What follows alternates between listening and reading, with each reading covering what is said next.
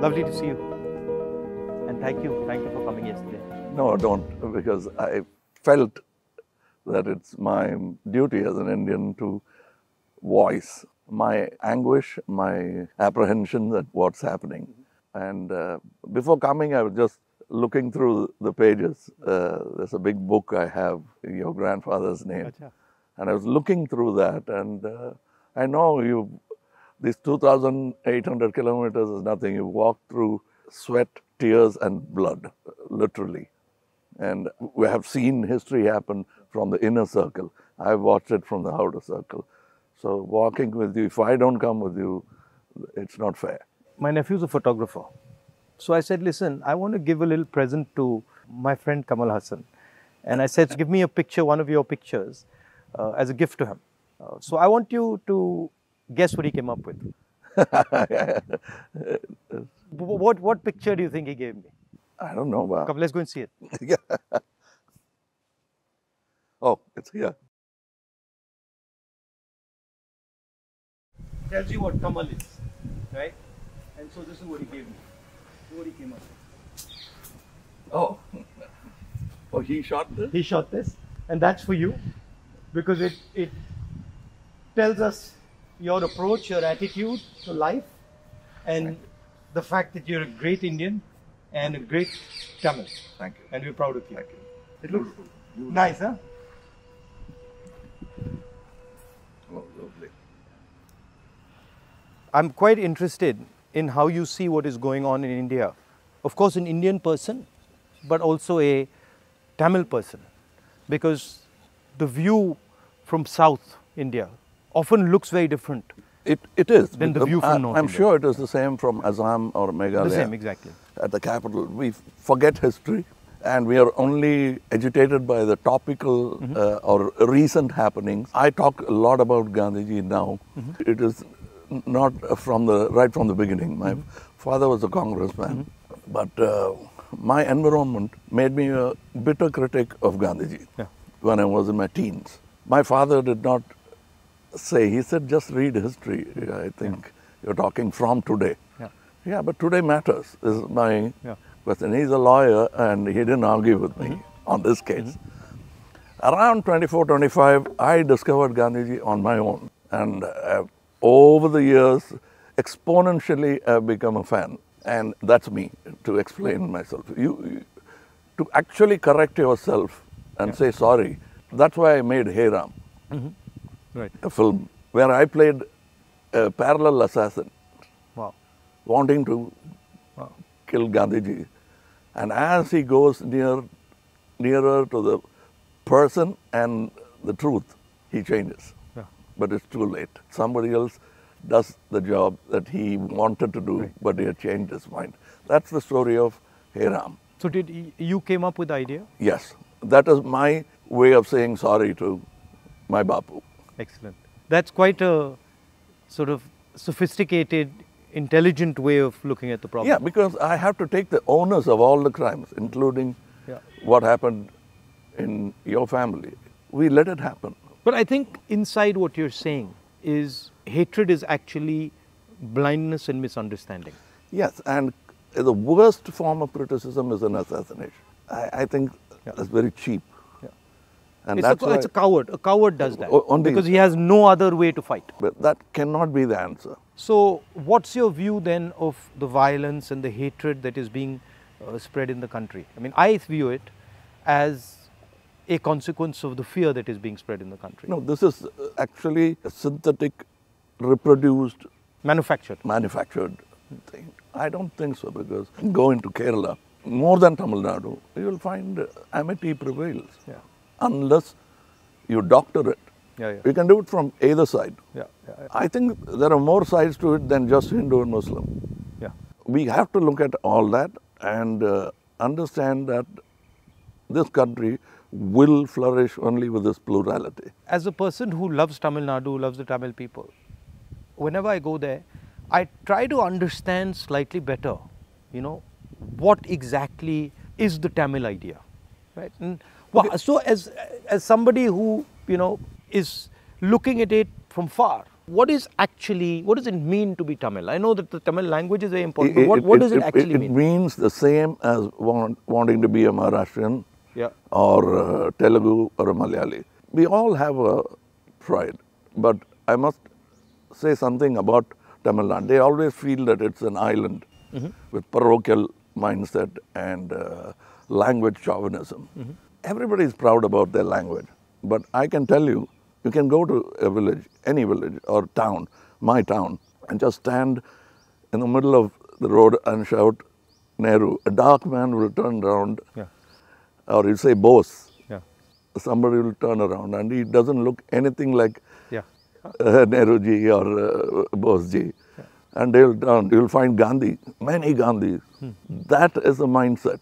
And at a particular point, they felt there was apathy from the center. That happens every time. It will happen with every government. They are now unhappy with what is happening now. But that's not permanent if you could approach it like you're doing it now. The reason why I want to celebrate your walk is reaching out to the people and lending the ear instead of standing on a podium and lecturing. That's commendable from your side. But my experience when I go to Tamil Nadu, right, is that they express themselves in a very passionate, it's different expression. So if you go to Maharashtra, people show affection, but the way the Tamils show affection is something completely different. I get that feeling when I go there, and I always wonder, what is that exactly? How does it, why such strong affection or strong expression or so passionate? It's part of the culture. It's a very old culture, and they've seen wars, they've seen battles, they've learned a lot from Jainism, Buddhism. It's a mixture of everything. That kind of affection was enjoyed by Kamaraj, MGR, all those leaders. They are moved to tears, laughter, screaming when they see the man out there. I think around the country it's like that, with variations. And also the Tamil language is very important to them. Yes, I think even non-religious, godless people celebrate Tamil and worship Tamil. So you said you've got, you're doing this fashion business, and so you know a lot about what is going on in the rest of the world. How do you see the United States, China, these countries? Where do you see India's place in all this? Nowhere less than them, but we should walk the talk. Like you're doing, every Indian must walk the talk. I want to be, or simply resigning yourself to calling it a third world country. You can't do that anymore. That's blasphemy.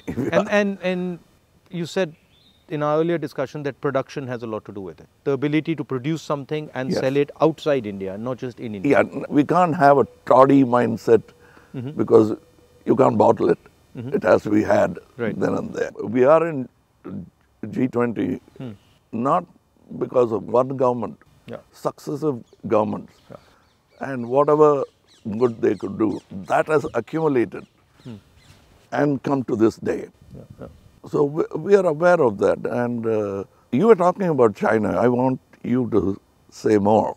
The security of the country, both internal and external. Your opinion on it.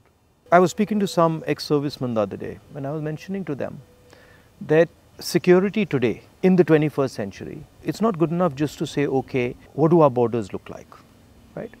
Because security today has become a holistic thing.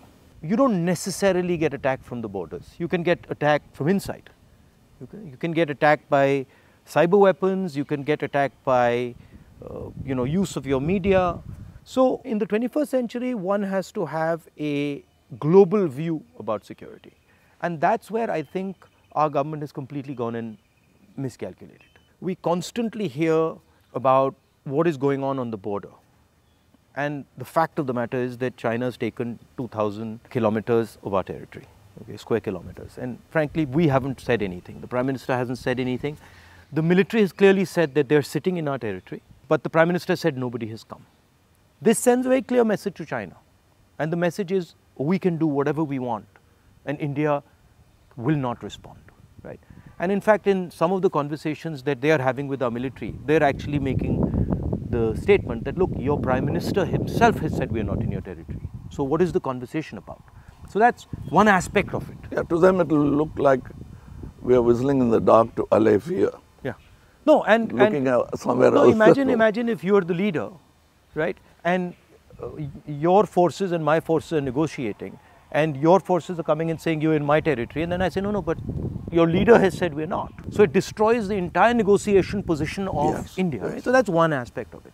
The second aspect of it is how conflict has been transformed. And conflict has been transformed because earlier you fought on a border, now you fight everywhere, right? So you fight by shutting down power stations, you can fight by attacking the railway system, you can fight by militarily attacking, you can fight. And the oldest trick is to contaminate border. Yeah, so you can do that. So the single most important thing in the 21st century is that a country has internal cohesion, that there's harmony in the country, that people are not fighting, that there's peace in the country, and the country has a vision.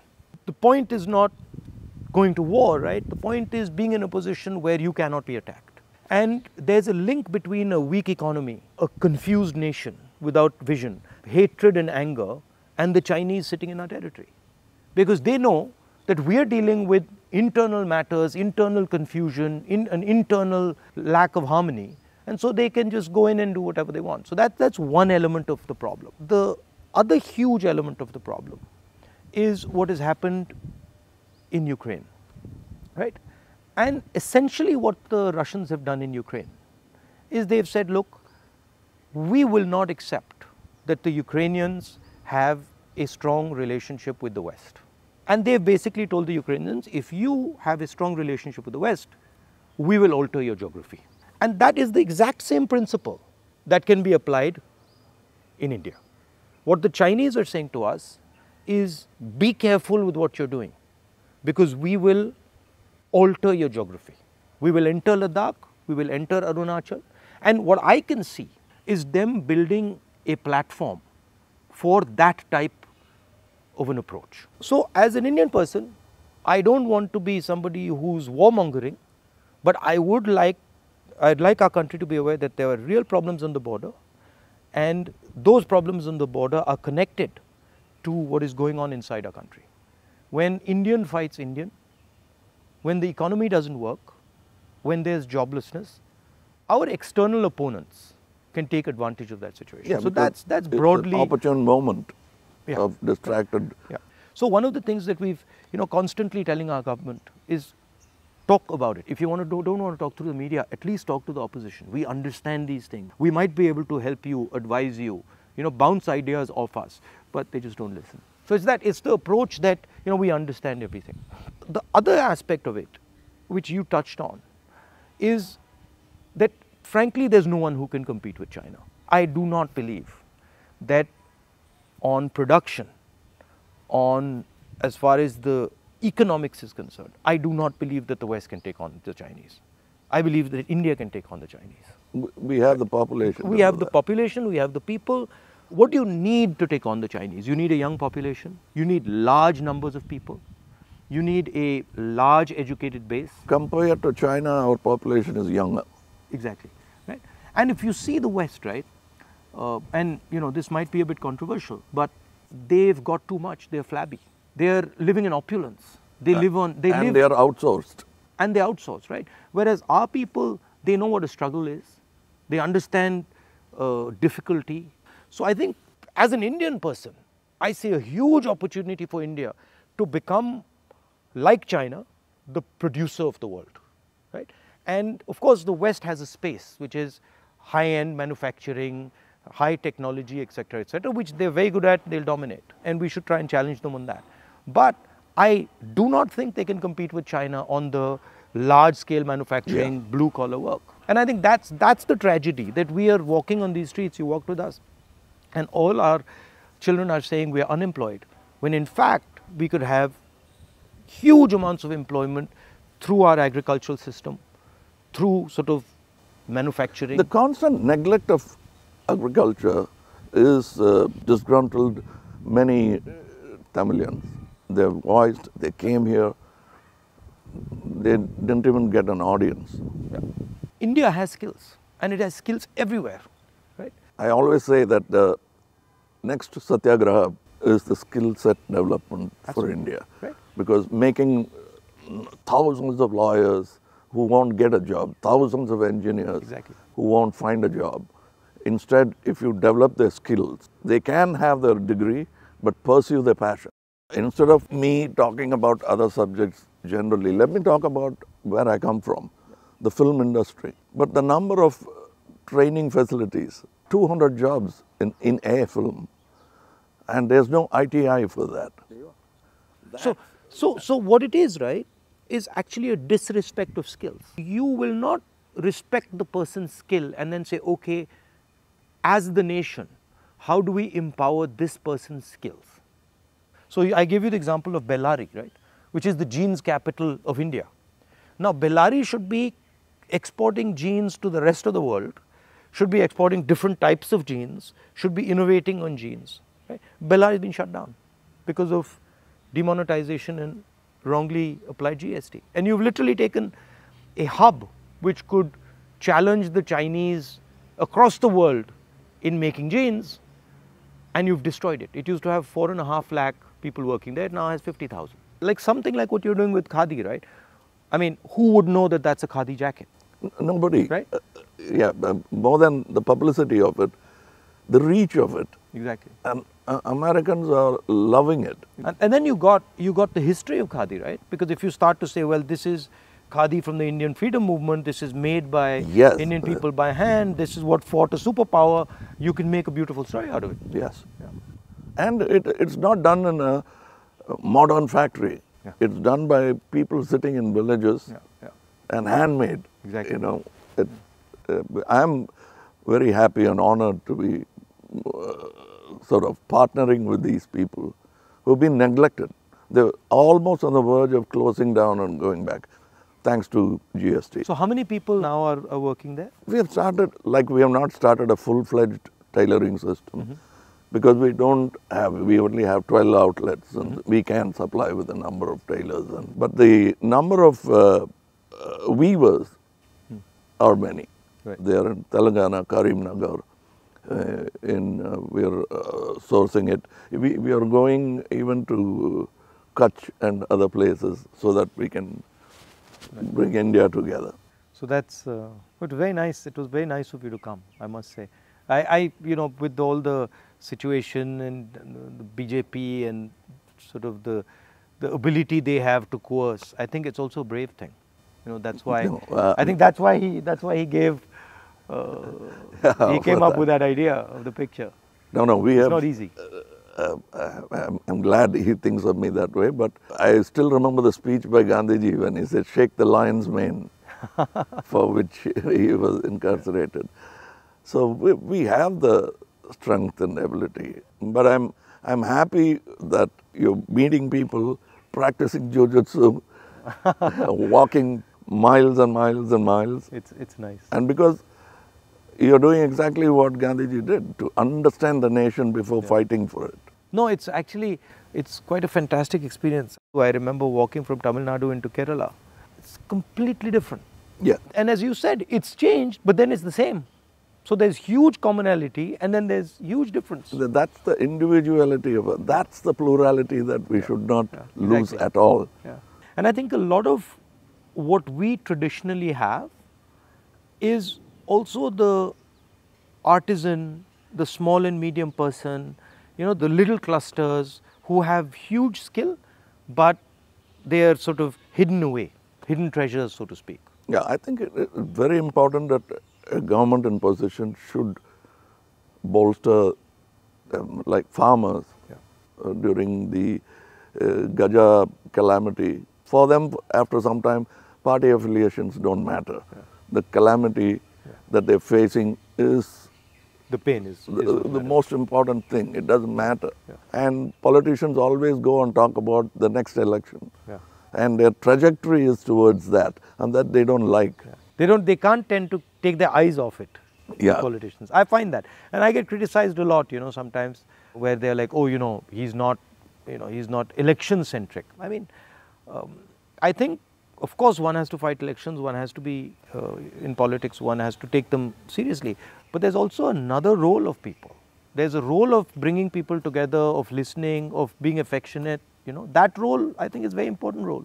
What we have done through our party is that simply sort of wipe the dust away from the Gram Sabhas and brought it back into, now it's happening because we are attending and now we want to take it into the towns.